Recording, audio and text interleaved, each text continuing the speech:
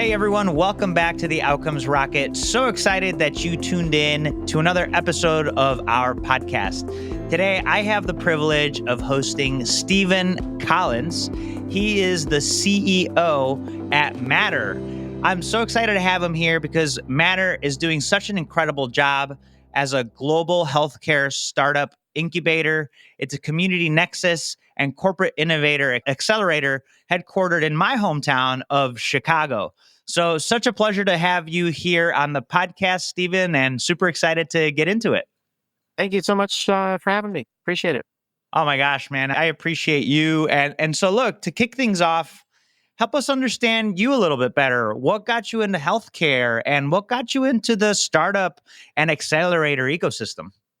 Yeah. Well, so unlike most of the entrepreneurs we work with, I actually fell into healthcare. Most of the entrepreneurs we work with are like very intentional. They're like very focused on solving something in healthcare.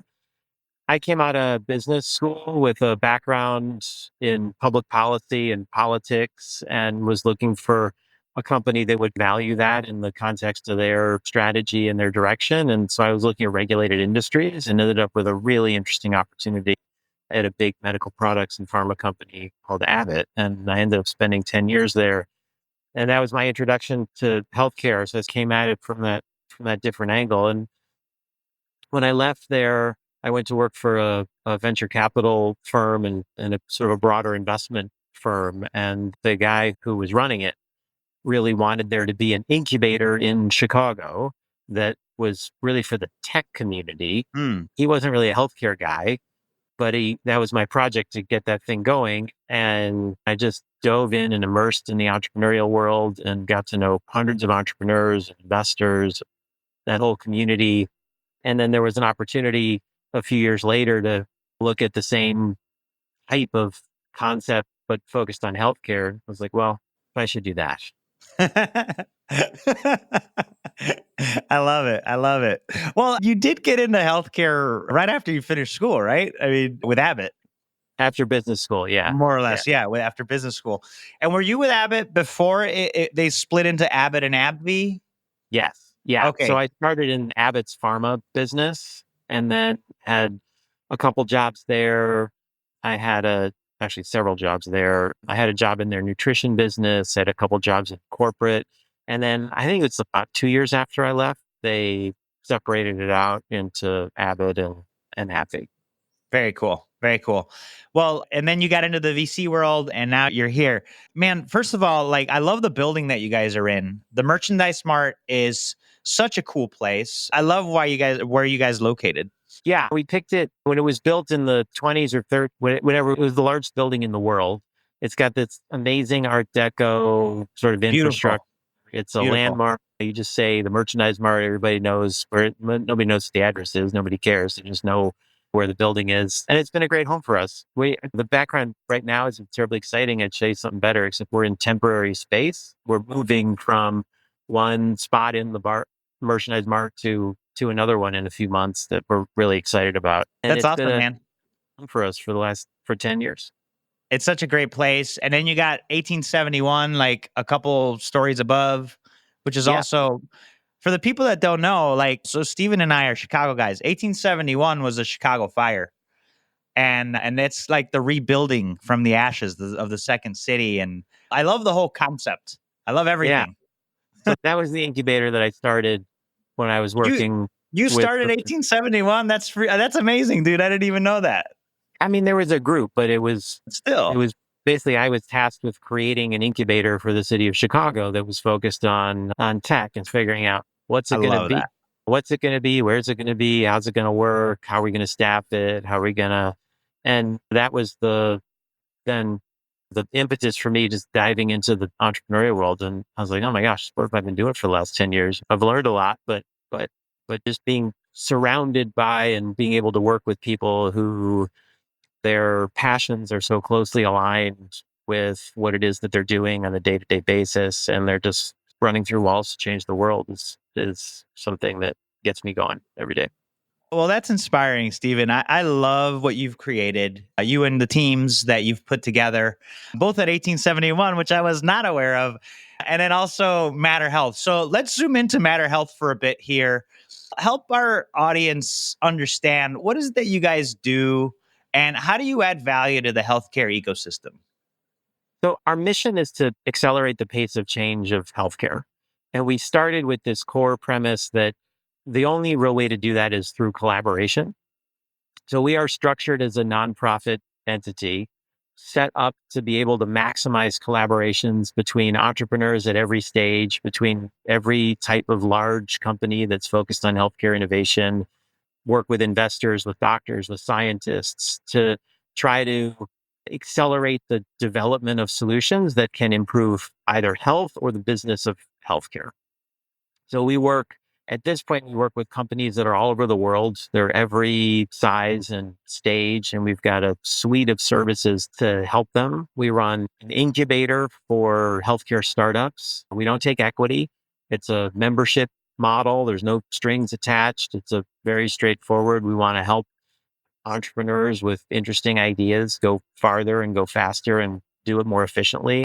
And then we work with large companies that are trying to innovate more effectively in healthcare. And it's hard. The things that make big companies really effective at being big companies almost inherently make them not effective at rapid iteration and adoption of new technologies. And so we help them do that. We create collaborations between startups and the industry, really all focused on trying to improve ultimately health, but really health care, which in the United States, there's and really around the world, but we're really focused on the US healthcare system. And there's We are truly too. an endless list of things that need improvement.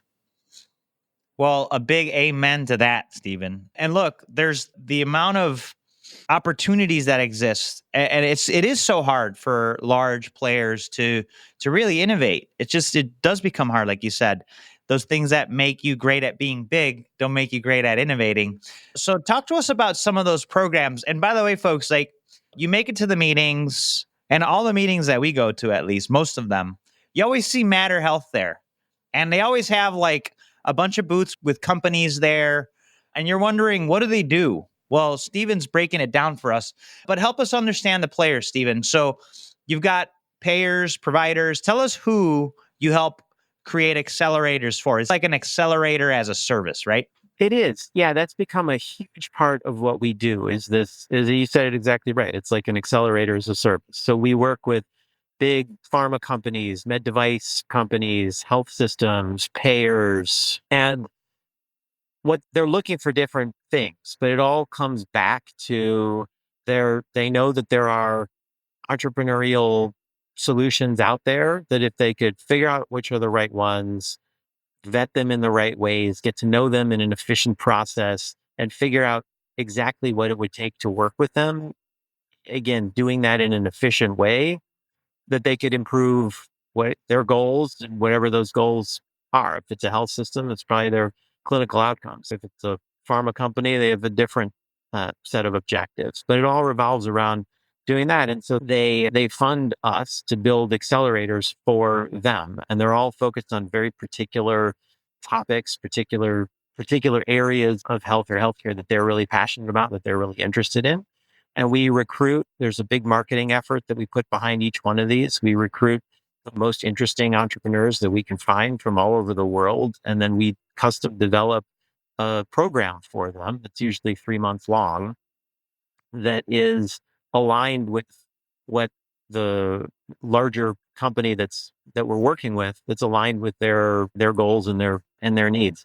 Some of these experiences, because we're so plugged in with the industry, the entrepreneurs come back, and some of these entrepreneurs have been through, you know, a number of other accelerators or incubators, either with their current company or with previous companies. And we frequently get them saying, this program was the most valuable thing that I've been part of as an entrepreneur. And it's because of that sort of deep integration with the established industry, which in healthcare is just so critical. Because if you want to actually accomplish something and you're an entrepreneur, you need to be really plugged in to understand how the industry works, what kinds of things they're looking for, how they're going to pay for it, get those insights, and we help them provide those insights. And then the bigger companies, they're like, wow, this is like a rounding error of a line item for us that what they pay us, but they just get we've got this kind of down. We've done 50 or more of these accelerators now. And so we've got That's this huge. down. And so we can very efficiently help them get visibility and access insight and collaborate with the right entrepreneurs to help them with what it is that they're trying to achieve. Well, I love it. And with 50 plus accelerators under your belt, like there's definitely know-how, there's expertise, and it's all healthcare, correct? All healthcare. Yeah. Love that. Love that. The focus in healthcare is so critical. You're not dabbling in any other industries, you're a healthcare period. So that's super valuable. What are some of the typical obstacles and pain points that you're helping solve for some of these large organizations that seek the help of what you guys are doing? There's two primary things. One Yeah. is they know that there's a bunch of entrepreneurial activity, and some of them just want to know what it is to have a radar. Some of them really know that they've got a challenge in XYZ space. And so the more that they can, more efficiently that they can figure out who to work with, whether it's to buy a company, invest in a company, contract with a company, and they just don't really know how to do that. It's not what they're not configured for that. They don't have the resources and the bandwidth. We're a really efficient way for them to do that. The other thing that we end up actually doing with a lot of these companies is helping them actually build better innovation muscles. I worked at Abbott for 10 years. I did not learn how to innovate in that company. I learned a lot of things. It's an amazing company and the way that it worked and all. And but the things you learn, things I learned, things that almost everybody learns when they're working in these large companies, they're not the ways that entrepreneurs work to very rapidly develop concepts and test them in the market and come back. And that's a process that we worked with entrepreneurs for years on. We found that there's a lot of big companies. There's teams within big companies. There's, you know, different levels, different perspectives that they have. And there is an interest in for the right kind of project, for the right kinds of opportunities. Like, hey, we want to go fast and we got a big problem. And if we do things the way that we've always been doing it, we're going to be sitting here in a year and we're still going to have a big problem. Or we've got an opportunity and we know we want to create something that can fit into this space. And we go spend millions of dollars and take 18 months and do our best to develop something. Or we can take a much more agile, efficient approach but we just don't know how to do that. And we do. So we help them do those things. And then through now a decade of doing this, we have a huge network across all of healthcare. We've incubated more than 1,000 startups. We have That's relationships awesome. with hundreds of investors. We have relationships with all these payers and providers and pharma companies and others in the industry. And so we can tap into that network to help whoever it is that we're working with go faster, go farther, be more efficient, generate better insights into how to capitalize on emerging technologies. So that's what they're approaching us for. That's awesome. And look, today, more than ever, with the rise of AI, the capabilities, a lot of organizations have questions, and you guys probably have questions. If you're a large company, large organization, medtech, pharma, payer, provider, this is something to think about because I don't think you guys want to be the reason why you lost $100 million of market share. And to Steven's point, like if you could literally invest in a program like this and get one idea, and all it takes is one idea or one company to take your business to the next level, I think it's worth taking a look. So love this, Steven.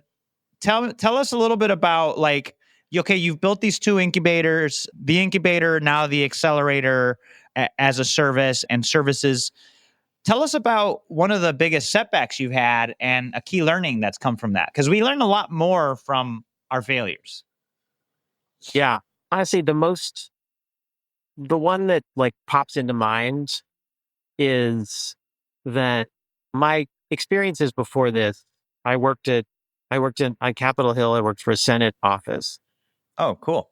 Have a defined, I was there for 5+ years. We didn't have like a defined mission and values and vision and stuff that was like articulated in documents. It's like we all worked for the same senator and we were all aligned around her priorities and boom. Then I was at Abbott for a decade and they had a mission and a set of values. And frankly, they were nonsense. I mean, it had nothing to do. I had lots of different jobs. I had great managers. I had okay managers. I had amazing company. It is not an amazing company because everybody on their day to day is aligned around the same set of core values and the same mission. And so I thought that stuff was kind of not, I didn't really understand the value of it. Then I was Yeah. at an investment firm, which is a pretty small, tight thing. There were core values and we knew what they were, but it wasn't like people talked about them all the time. So anyway, and I'm getting to the answer to your question. So I No, started this is good. Matter and I was like, I don't need values and to articulate a mission and a vision. Like I know what we're doing, I know where we're going. I had a huge team, and that was fine in the very beginning when it was a handful of people and we were all just like immersed in each other and figuring out how to get this thing off the ground and open. But after I was probably a year in, and we hired a bunch of people who weren't part of that kind of founding DNA. One day I just was talking to somebody, I'm like, Jesus, this sorry, but like this is our culture. Like is I mean, how did this happen? Like how is it that people are acting this way, that are making these kinds of decisions? It's small, I mean, it's 20-person organization, not like we're a huge company. It's not like I didn't know everybody and I interviewed everybody and I'm like, oh, okay. I guess we need a set of core values Yeah. that everybody knows what they are, that we recruit against, that we measure performance against, that we talk about and practically have like tattooed on everybody.